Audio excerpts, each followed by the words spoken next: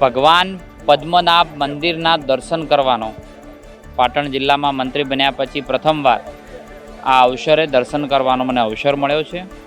પ્રજાપતિ સમાજની જેને આસ્થાનું કેન્દ્ર છે, ઇકો ફ્રેન્ડલી વર્ષોથી જેને ભગવાન તરીકે પૂજે છે, માટીના ઢગ કરીને જેવી રીતે તમામ લોકો આને સાચવે છે, એમને માને છે, પૂજે છે, એવી જગ્યા ઉપર આવવાનો અવસર મને મળ્યો છે.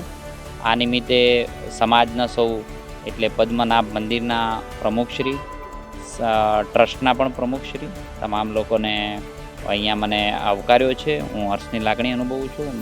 ખૂબ બધા લોકો રેવડિયા મેળા તરીકે એને ઓળખે છે, જેની શરૂઆત આજથી થઈ છે.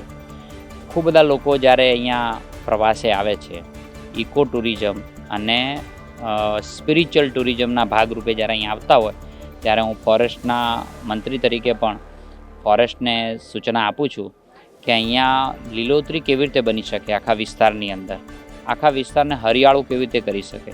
જે રીતે લોકો આવી અને કાર્બન ઉત્સર્જન જેટલું આવે એની સામે એને કાર્બન બેલેન્સ કરવા માટે જેટલી પણ લીલોતરી કરવાનું થાય એ આ વિસ્તારની અંદર આ ટ્રસ્ટ દ્વારા સહયોગથી અને ફોરેસ્ટના સહયોગથી કરવા માટેની સૂચના પણ આપી છે. તમે જોઈ રહ્યા છો જી ટોક્સ ન્યૂઝ. સાચી ખબર, સાચી દિશા.